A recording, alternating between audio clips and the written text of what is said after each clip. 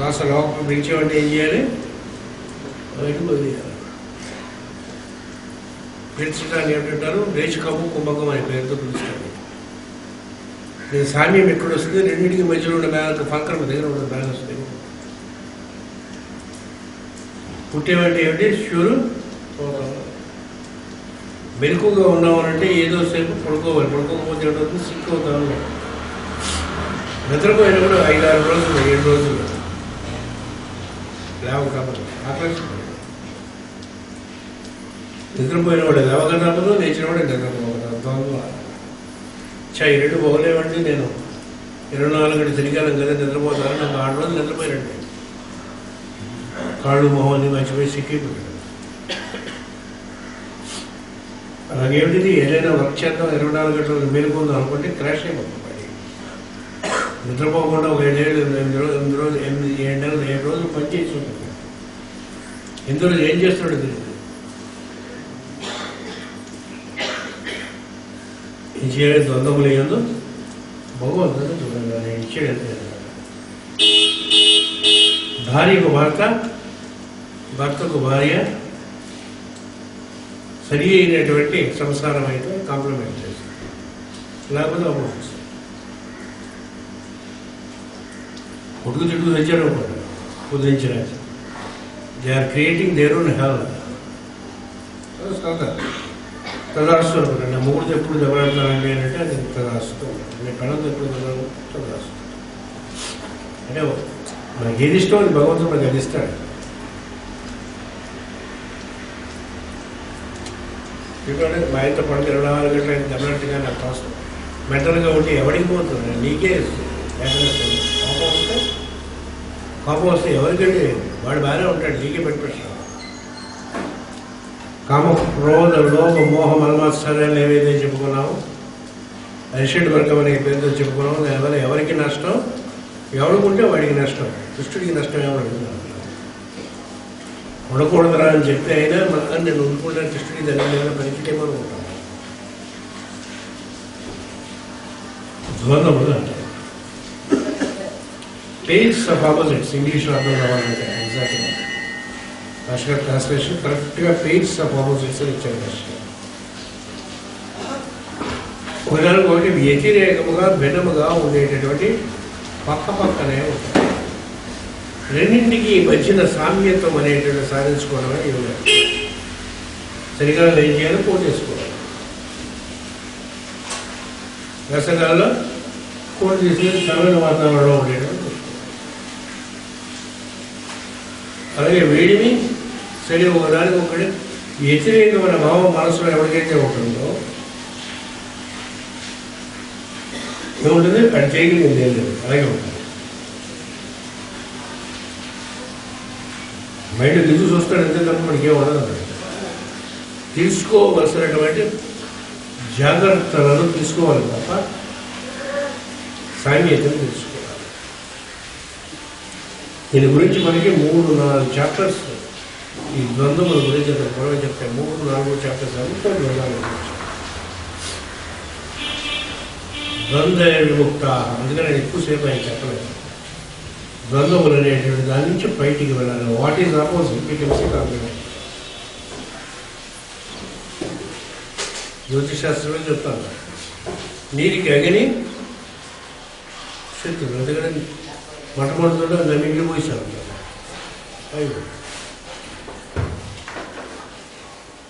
అదే రైలు ఇంజన్లో నీళ్లు పోసుకెళ్ళని చేయడానికి మొత్తం ట్రైన్ లోపల తీసుకెళ్ళి బాయిలర్లో నీళ్ళకి అగ్నికి మహాశక్తి దగ్గర సరిగ్గా యూజ్ చేయడం కలిగితే వస్తుంది. అదే కదా. ఎందుకంటే రాష్ట్రంలో ఉండేవాడు మేష రాశి వాడు, అగ్నితత్వం వాడు, కర్కాటక రాశి వాడు జలతత్వ రాశి ఉంటారు. ఎంత జ్యోతిష్యులు పండితులు కాబట్టి నాకు మళ్ళీ చెప్పక వాళ్ళిద్దరు కలిసారు. అప్పుడు కొడుకు వస్తూ ఉంటారు. తెలిసింది అనుకోండి వాళ్ళిద్దరు మంచిగా సత్సంగా చూడండి.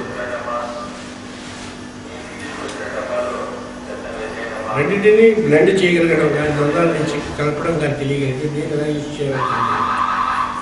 అటువంటి ఆపర్చునిటీ భగవంతుని ఎప్పటికప్పుడు ఇస్తూ ఉంటాడు మనకి. పరిచయమైనటువంటి వాళ్ళలో స్క్వేర్ అంటారు, ఉదాహరణకు ఒకటి స్క్వేర్గా ఉండడం అంటారు జ్యోతిష్ శాస్త్రం. 90 degrees ఎగ్జాక్ట్గా ఆపోజిట్ తత్వం. ఆపోజిట్ తత్వం ఉండి స్క్వేర్లో ఉంటే తప్ప వాళ్ళ వల్ల మనకి పని. ట్రైన్లో 16లో ఉంటే ఏంటంటుంది, సుఖంగా ఎదురు కోసం భోజనం చేసుకొని వండుతూ ఉంటారు. ఏదైనా పని వాళ్ళంటే స్క్వేర్లో ఉండడం పక్కన ఉన్నాయి. అంటే జ్యోతిశాస్త్రం ప్రకారం నీకు ఏ రాశి ఏదైతుందో ఆ రాశికి స్క్వేర్లో ఉండేవాడిని తెచ్చుకొని చుట్టూ పెట్టుకోవాలి. చుట్టుకుంటారు కానీ పర్వతం.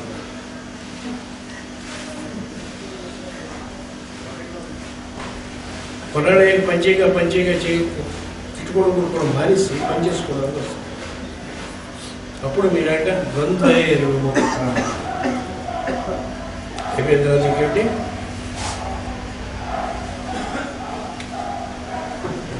సుఖ దుఃఖాయ సౌఖ్యే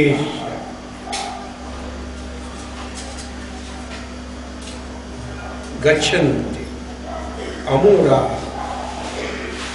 అవ్యయం పదం పొందుతున్నాం.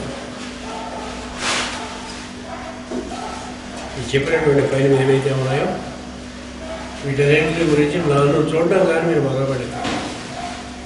సుఖం వచ్చినా సుఖంలో నన్ను చూడాలి, దుఃఖం వచ్చినా దుఃఖంలో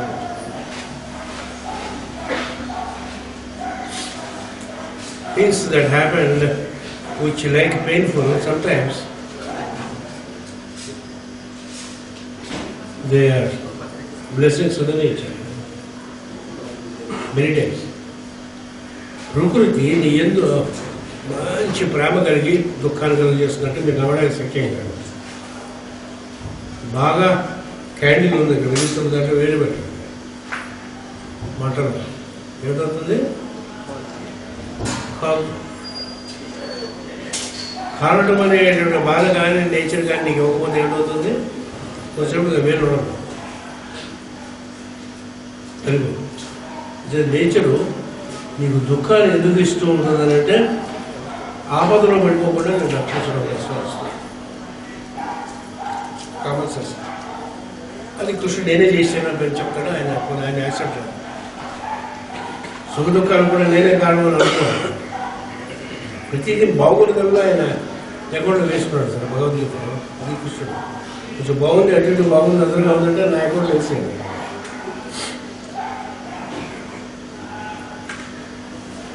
ఎవరైతే సుఖదుత్సవాలు సమానమైనటువంటి భావంతో నన్ను చూస్తారు, భగవంతుడి కష్టాన్ని ఎందుకు కలిగి చేశాడు, మనం ఏం చేశాడు, దీనివల్ల మనకి ఏం పాఠం చెప్తున్నాడు, ఏ పాఠము రాబోతున్నాడు. నీకు కోరికలతో స్ట్రాంగ్గా ఉండేటప్పుడు ఇలా చూడాలని అనిపించదు.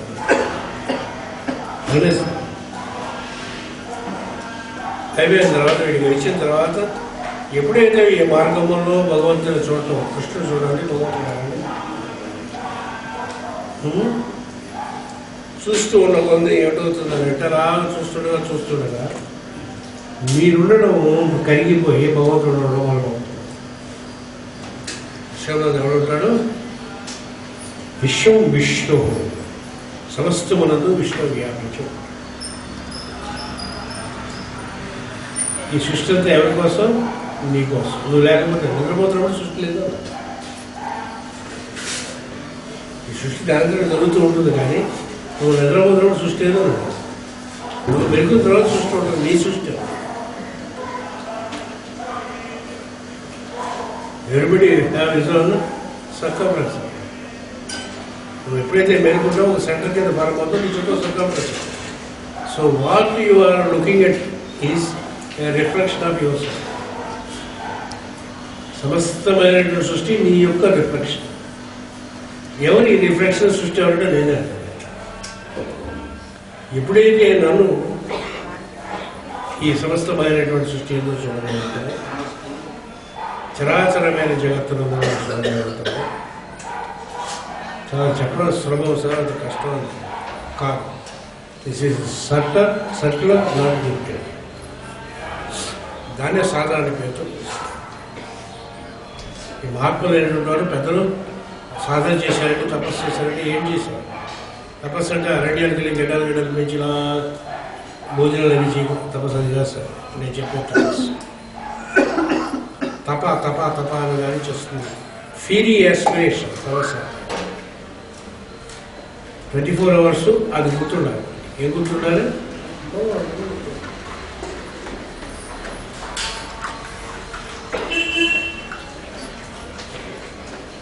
అయిన తర్వాత ఆయన ఏమంటాడు? చాలా కష్టమైన విషయాన్ని చెప్పాడు. 6వ శ్లోకం. తద్భాసయతే సూర్యో న శశాంకో న పవక యద్గత్వా న నివర్తంతే తద్ధావ పరమం మమ. తత్ అంటే దానిని, నా భాసయతే ప్రకాశింపచేయడం సూర్యుడు, శశాంకో చంద్రుడు నా ప్రకాశింపచేయడం, నా పావక అది కానీ విద్యుత్ కానీ ప్రకాశం ఏది దేనిని గత్వా పొందిన నా నివర్తంతే తిరిగి రారు తద్ధావ మా నివాసం దివ్యమైన నాయకుడు. సూర్యుడు కానీ చంద్రుడు కానీ అగ్ని కానీ ఈ వాటలో వెలుగొందడం అదే నా ఉత్తమమైన వెలుగు. ఈ వెలుగులోనికి ప్రవేశించిన వారు వెలుగుకు తిరిగిపోవాలి. Ultimate solution. This are all శ్లోకాలు ultimate solution for human being. చేసిన పనులు ఇవి ఎక్కకుండా ఉన్నటువంటి స్థితిలో ఉండి రాజయోగ మార్గంలో ఎలాగ భగవంతునికి చేరాలనేది ఒక్కటే ఒక సొల్యూషన్. ఇది 6వ శ్లోకం. పైకి తెలియనటువంటి వాడిగా చదువుతుంటే అది రోగంగా ఉంటుంది. సూర్యుడు చంద్రుడు ఈ దగ్గర నుంచి వచ్చే అది కథలాగా ఉంటుంది. లోపల దగ్గర చూడాలి. సూర్యుని వెలుగు, చంద్రుని వెలుగు, దీపం వెలుగు కంటికి మాత్రము పనిచేయదు. కళ్ళు మూసుకుంటే సూర్యుడు లేడు గోవింద, చంద్రుడు లేడు గోవింద, గుడ్డెడికి పాక ఉడికన్ను సూర్యుడు, ఎడమకన్ను చంద్రుడు, భూమధ్యమునందు అగ్ని ఉంటారు. ప్రతివాడు గత బాగా తెలుసుకోవడానికి పీడాపీడాలింగా నాడు ఇవన్నీ తీసుకొచ్చాడు, వచ్చి ఇలా ఉంటాయని ఏదో యోగశాస్త్రం చెప్పాడు. కానీ భాస్కర్ రాసినటువంటి కామెంటరీ సూర్యుని వెలుగు, చంద్రుని వెలుగు, దీపము వెలుగు కంటికి మాత్రము పనిచేయాలి. వానికి ఆ వెలుగు ఎట్లా అయిపోయినది?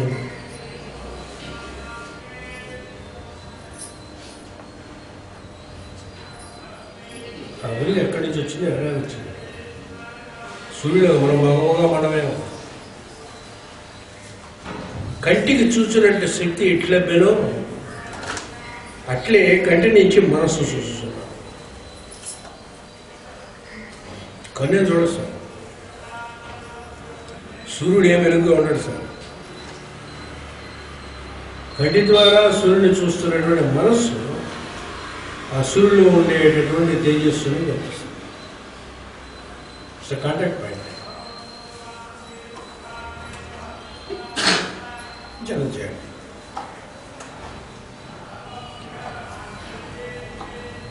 మనస్సు నుంచి ఎవరు చూస్తున్నారు? నేను చూస్తున్నాను.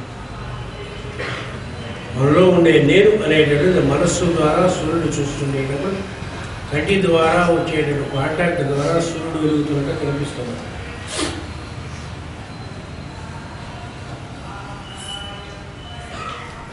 సూర్యుడికి వెలుగుగా రావడం అనేటటువంటి it is the nature of the సూర్యుడు. అట్లే సూర్యుడు నుండి వెలుగు వచ్చిన ధర్మము సూర్యుడు యొక్క ప్రకృతి. ఆ ప్రకృతి నా యందు అనుభవించి స్టెప్స్ అనేవి జాగ్రత్తగా మెడిటేట్ చేయాల్సిన స్టెప్స్. కనుక సూర్యుని యందు, కంటి యందు, రెండింటి సమ్మేళనమునందు, మనస్సునందు అంతర్యామి ఎంతెంతో మంది నేను అన్నది ఈ మాటలో ఉంది. What is the background of all this material? జ్యోతిషాస్త్రం నేర్పేటప్పుడు మొట్టమొదటి ఏం నేర్పుతారు సార్? ఎవరైనా చూస్తే, ఏదైనా చూస్తే శాస్త్రం ఇవన్నీ ధ్యానాలు నేర్చుకోవాలి. చేస్తే శాస్త్రం బాగా వస్తుంది. లేకపోతే శాస్త్రాలు పుస్తకాలు చదివిస్తుంటే రాదు. ఏం చేయాలి? ఒక అగ్గిపొల భాష చూపించి మొట్టమొదటి చెప్పింది. ఇది ఇంతకు పూర్వం ఎలా ఉంది ధ్యానం చేయాలి. చెట్టు దీన్ని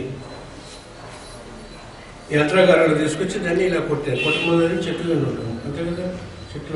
చెట్టు విత్తనం, విత్తనం మొక్క వస్తే చెట్టు మొక్క. విత్తనంలో ఎవడు ఎలా ఉంటుంది? భూమిని ఉయ్యాలి, దాన్ని నీళ్ళు ఉయ్యాలి, చెట్టు వస్తుంది. అనకే ఏది చూసినా సరే అది ఇంతకు పూర్వం ఎలా ఉన్నది, ఇప్పటికి ఎలా ఉన్నది, రేపు ఏదో అవుతుంది. సిగరెట్ ఏదో కాల్చుకుంటాం, సిగరెట్ మెస్టర్ అయిపోయిన తర్వాత కార్బన్ అయిపోతుంది, అది అయిపోయేస్తాం. అది నేను ఫ్యూచర్. ఒక వస్తువును చూసినప్పుడు దాని భూత భవిష్యత్ వర్తమానం ఎలా ఉంటాయనేది కాన్స్టెంట్గా మెయింటైన్ చేయాలి. కొనలు కావలేదు. అప్పుడు నీ ఎదురుగా వచ్చినటువంటి వాడి యొక్క భూత భవిష్యత్ వర్తమానం నీకు వాడి యొక్క సంబంధం లేకుండా జాగ్రత్త ఏమయ్యట్లేదు. భూమికి కలుగుతాయి. సరి అయిన డాక్టర్కి పేషెంట్ రాగానే వీడికి ఎక్కడ డిఫెక్ట్ ఉంటుందో తెలుస్తుంది సార్. ఇది ప్యాంక్రియాస్ మాస్టర్ అలా వచ్చాడు. మాస్టర్ నడుస్తుండగా ఎస్పెషల్ కూర్చోడు. చూస్తుండగా వీడికి ఆ ఓడిగా గేట్లు పెట్టి చెప్పేసేవారు. గేట్ జబ్బు కొన్ని కేసులు బాగా రష్గా ఉన్నప్పుడు ఆడు వచ్చేలోగా రాయిస్తారు. ముందు 100% అదే ఉంటుంది. అన్నీ అవే చెప్పేవాడు.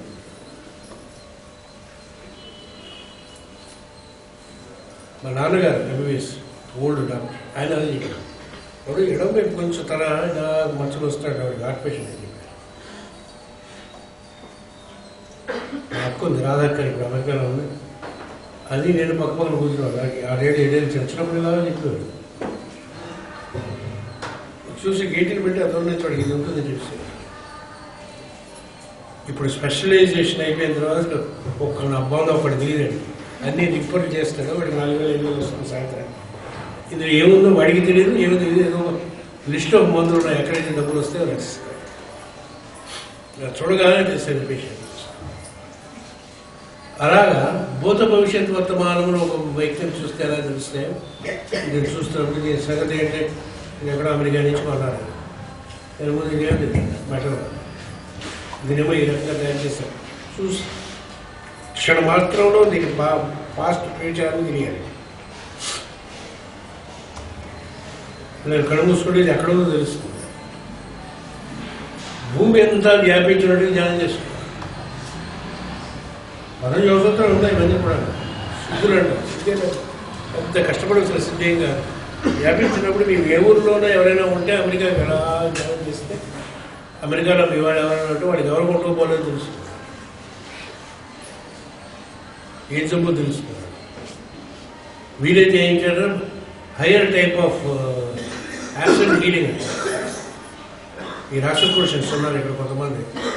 వాళ్ళు ఇక్కడ కూర్చునే హీలింగ్ అక్కడికి చేస్తారు. తగ్గిపోతుంది. అంటే వీడికి నమ్మకం ఉండాలి.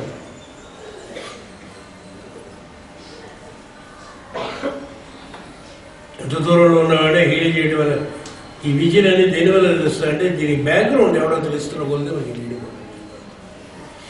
సూర్యుడికి వెలుగు పొందడం అనేటువంటిది ఆయన యొక్క నేచర్. ఆయన ఏం చేస్తాడు? ఎవరు నేచర్ అండి?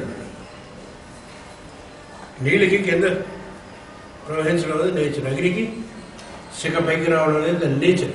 ప్రకృతి ధర్మం అంటారు. Laws of nature.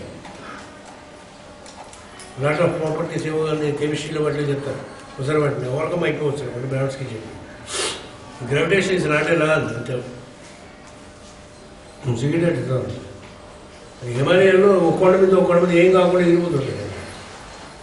Very is your gravitation. అంతవరకు పనిచేస్తుంది తప్ప ఇట్స్ స్మాల్ లింక్. మరి 2 వచ్చిన ఉంటాయి తర్వాత ఎప్పుడైనా నేర్చుకున్న వాటి సంగతి. ఇప్పుడు ఇందులో ఏమిటన్నాడు? కనుక సూర్యుని యందు కంటి యందు రెండింటి సమ్మేళనంలో గల మనస్సునందు కలిగిన అంతర్యామిత్వము నేను అన్నాడు. ఈ మాటలో వెలుగు దానిని సూర్యకాంతులు వెలిగింపలేదు, నన్ను తాను చూడలేదు.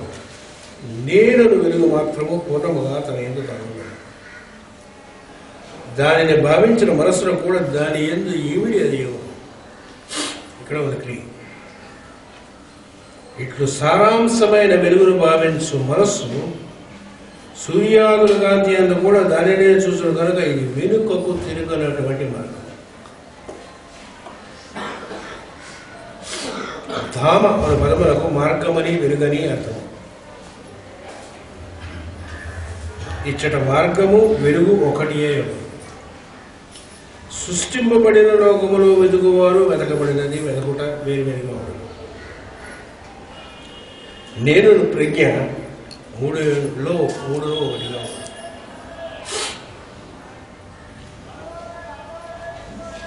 మంచుగడ్డ నీటిలో వచ్చినప్పుడు నీటిపై తేలింది. ఎగ్జాంపుల్ చెప్పాను. అనగా స్థూలత్వం నుండి నీరు వేరుగా మంచుగడ్డగా